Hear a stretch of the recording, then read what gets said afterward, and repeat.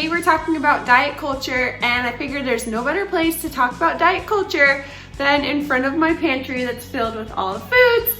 And kind of, you know, we have to eat food in the context of diet culture. Some foods are marketed with diet culture in mind, so we're using it as our backdrop today.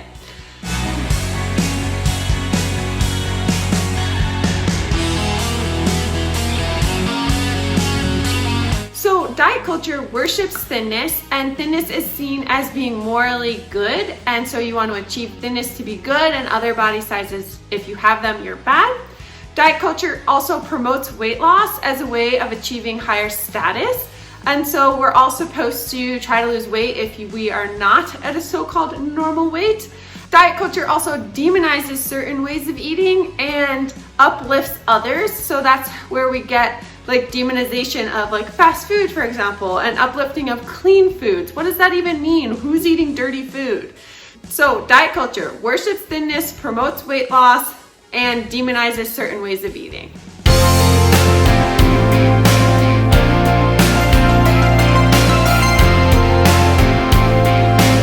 Diet culture starts really young, so kids as young as 5 or 6 will choose thin bodies as like the ideal body shape. But how are they learning that? How do they know what the ideal body shape is at 5 or 6 if they've never been talked about it? It's because it's so endemic in our culture. So diet culture is going to negatively impact your time, your health, your money, and your mental health or your happiness. So time, well, it takes time to pursue a lot of diet culture's ideals, and that means that you don't have time to work or think about other things. So you're spending so much time either cooking or exercising or thinking about food that you don't have time to pursue your real passions, your job, your children, your family, your friends. So you're losing time to diet culture maybe when you don't want to be doing those things. So that's how it steals your time. Diet culture and its impacts are associated with many negative mental and physical health outcomes. We're talking about those in the Weight Science and the Health at Every Size video. It's not as straightforward as we once thought that being in a certain size body correlates with certain health outcomes. There are so many mediators and moderators in that relationship that it's too simple to say that being in a thin body is going to make you healthy. That's not necessarily true. And no matter what size body you are in, you can pursue health behaviors that make you happy, that make your body feel good outside of the diet culture norms. But it is hard to do that, and you need to even learn that you're being influenced by diet culture before you can make your own choices. 2 big things that correlate with negative health outcomes that are often associated with weight are weight cycling and weight stigma. So we have an entire video on weight stigma and the negative health effects of weight stigma, so I'll refer you there for that. But weight cycling means you lose weight, you gain weight, you lose weight, you gain a little more weight, you lose weight, you gain a little bit more weight, and you're just going around in this cycle. And weight cycling, so this like cycling of your weight, is associated with many negative health outcomes because it's so stressful on your body to be constantly dealing with periods of starvation, then periods where you're fed, then periods of starvation, and adjusting your metabolism, adjusting your hormone levels to deal with all of that causes some negative health outcomes. Related to weight cycling is this idea of the restriction pendulum. So the restriction pendulum is when people go from one side, huge restriction, but you can only maintain that so long because your body's gonna fight against restriction. Plus we live in a very intense food environment where like if you say I'm never eating sugar again, you're gonna be constantly bombarded with sugar influences and sugar temptations. So you're gonna go from this extreme restriction and you're gonna swing all the way up to the other side where you get to like an extreme eating or a binging state. And so people will go back and forth on this pendulum, and that again is very stressful for our bodies.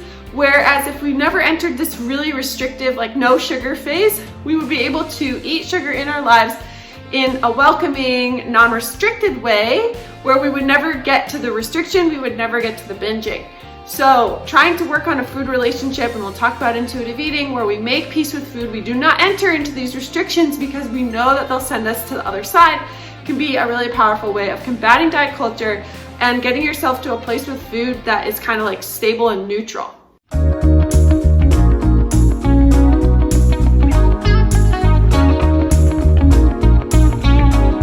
Diet culture culture has also started to shapeshift lately into the wellness diet.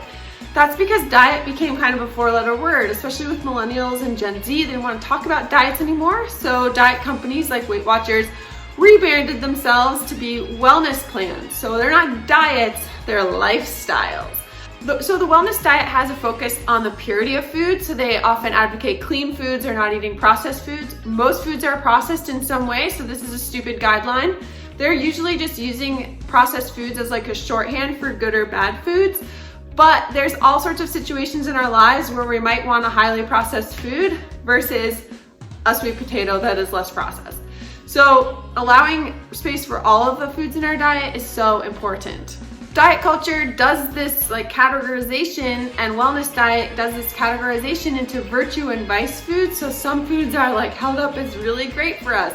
And it's a bizarre categorization. Like, how did coconut oil become like a virtue food? It's just fat. It's the same as butter, but somehow butter becomes a vice food, or avocado becomes a virtue food. It's also full of fat. How did this happen? So these are like arbitrary distinctions that someone just decided to make without like really scientific evidence or clout behind them. So don't allow the wellness diet to virtue and vice things for you. Figure out what your own virtues and vices are. What foods make you feel good? What foods don't make you feel good? That is legit categorization versus what the wellness diet thinks you should think. The wellness diet also has rebranded diet culture in a way where they say you're eating to be healthy rather than skinny. Like, they don't say skinny, whereas that was what diet culture would say, we're eating to be skinny. But the wellness diet says we're eating to be healthy. But healthy is their shorthand for skinny. So be careful about falling into that trap too. You want to define health broadly for yourself. Are you eating to maintain not just your physical health, but your mental, your emotional, and your spiritual health? Because those are all aspects of health that your eating has to take into account. So the wellness diet is just diet culture reimagined. Don't fall for it. It is everywhere, so it is hard to push back. So next I want to show you where I have diet culture and wellness diet influences in my everyday life.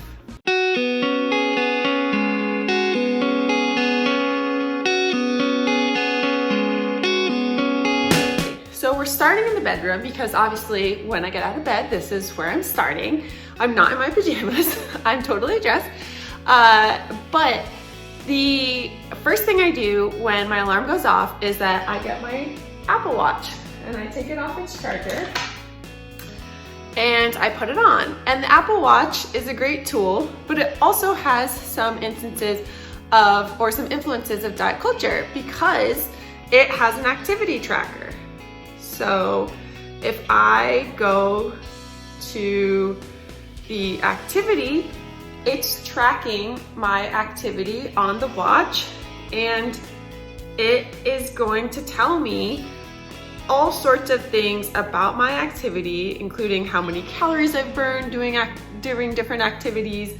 So if I decide to indoor cycle and I start it, you can see that I've started it and it's tracking my calories that I'm burning. And I disregard this information because I really don't care about it, but it's there and it's kind of diet culture-y to be tracking the calories that I'm burning, and I'm not sure how accurate that tracking is, so that's another good reason to not pay attention. But by putting on my Apple Watch, I am enabling diet culture to kind of come at me in a way that if I was wearing a regular watch, I would not. So that's the first instance of diet culture in my day. So after I get up, and I usually put on my workout clothes because I work out in the morning and I do some exercise. So I'll come and I'll be downstairs and I'll be eating a banana, and I'll usually also be scrolling on my iPad or my phone, and I'll be on Instagram. So I'll be scrolling on Instagram, and depending on what I see and who I'm following, diet culture can interfere here too. And that's like right at the start of my day. And I know I'm doing it to myself, but I still do it every day. So I'll just be scrolling. Let's see if we can find any diet culture. Now, I've cleaned up my social media a lot. So a lot of the accounts I follow that are not my friends are like anti-diet culture accounts. So in that way, it can be really positive because they can boost me for the day and get me ready to have a really good day, feeling good about myself and feeling good about the work that I'm going to be doing later in the day when I'm talking about nutrition with you guys or researching or advising students about nutrition. So if I clean my social media and curate it to an anti-diet culture lens, it actually can be helpful in combating diet culture. Okay, so after I eat my banana, I usually do some exercise. And so sometimes that's going for a run, sometimes a walk, sometimes a bike, used to be a swim. And sometimes I come down here in my basement and go on the elliptical. So here's the elliptical. There it is. You can see I'm wearing moccasins because this is, a reenactment.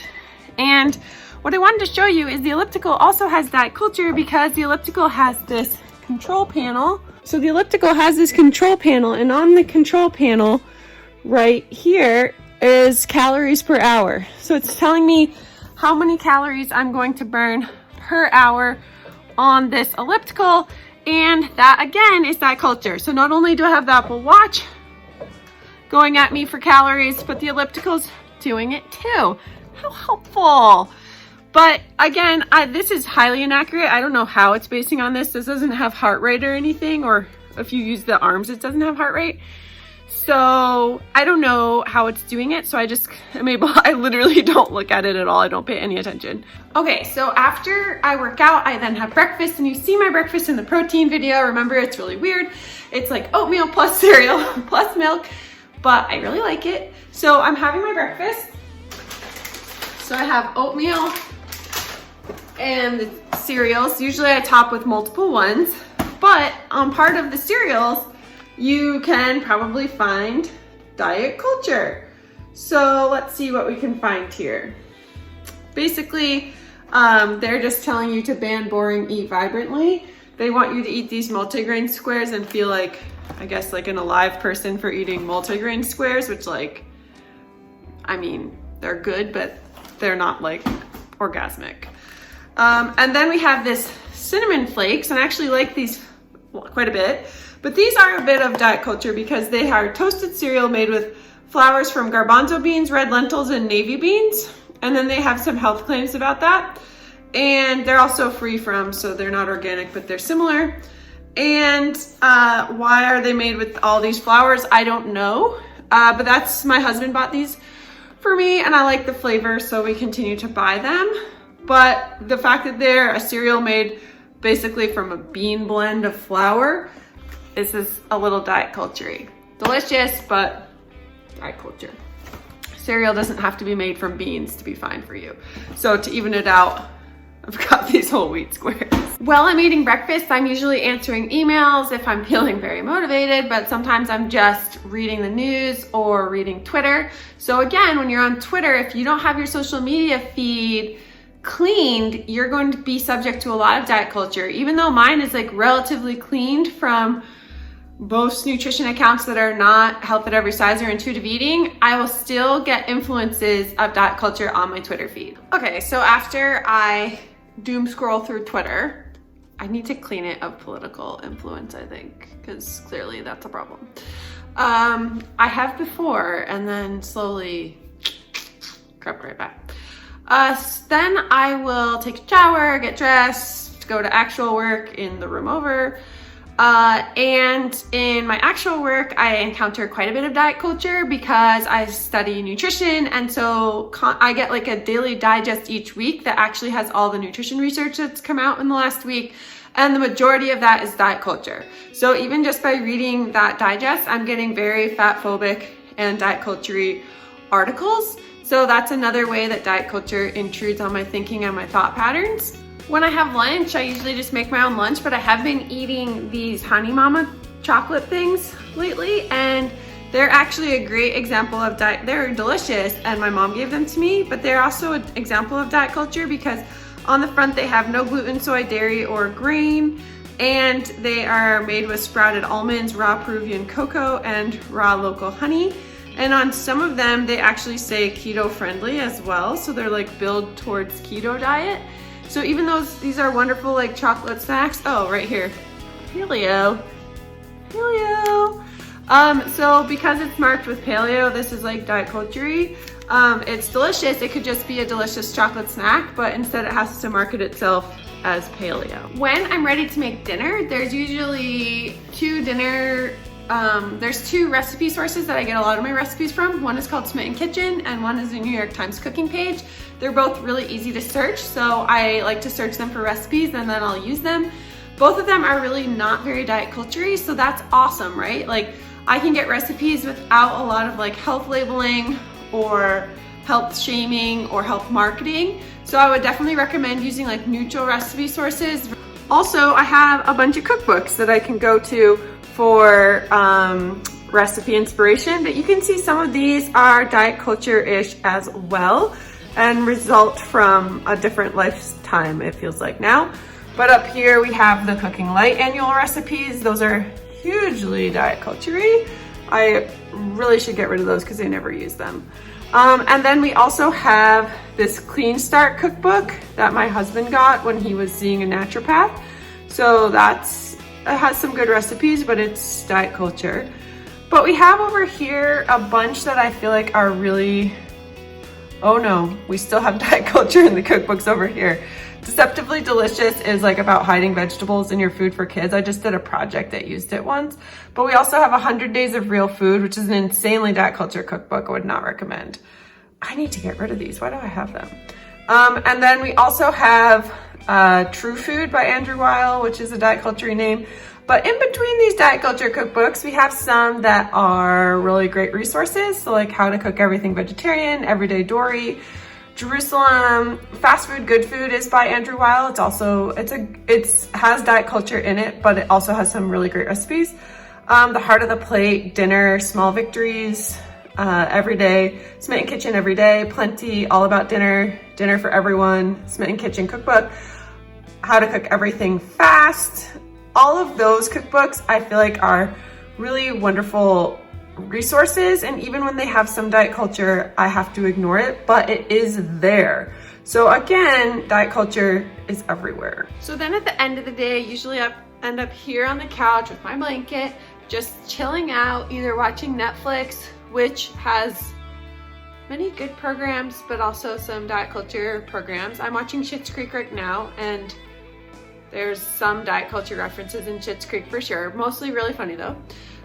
Someone keeps eating my yogurt. What kind of yogurt? I was saving that for after my run, David. Oh my god, I guess I was saving it for during your run then. Oh, you're like a big dirty raccoon. Or The Bachelorette, huge diet culture references in there very frequently. But, you know, we're not perfect. We can indulge in things that indulge diet culture, and we can quest for those things to be better, but we need to be strong enough in our own mind that we won't be swayed by them, which is very difficult. So it's tough. And then I also sometimes watch YouTube videos, and then I go to bed. All right, that's diet culture in the day.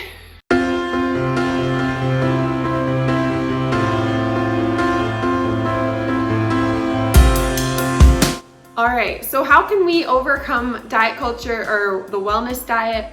Well, one thing we can do is try to work on making peace with food. So if there are foods that are on your shit list, so to speak, where you just don't eat them or you avoid them, you restrict them, try to start making peace with them. And in our intuitive eating video coming up next week, we'll talk more about what this means.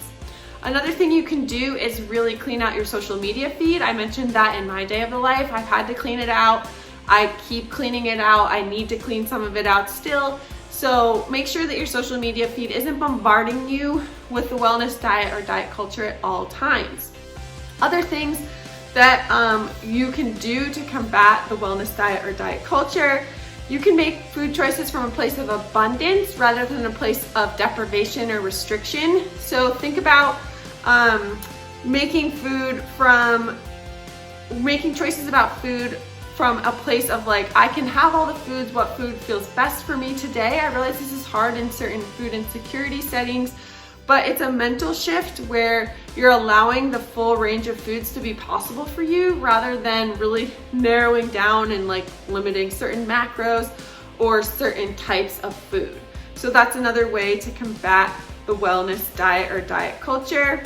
And then finally, you can re-examine your beliefs about the connection between weight and health. So there absolutely is so much research that if you just read it summarily, very quickly, it'll say that if you're at this weight, you're at this health. Like it just equates weight completely with health. But hopefully by looking at health at every size and with really looking at weight science and some of its faults, you can have a more nuanced view of when weight is related to health and when it's not. And especially, is weight still related to health when you're doing certain health behaviors? All right, so I think that's it for diet culture overview. We will talk more about this in class going forward. I hope this has helped you to frame where we see diet culture, how even I see it when I've tried to eject it from my life, and why it's problematic.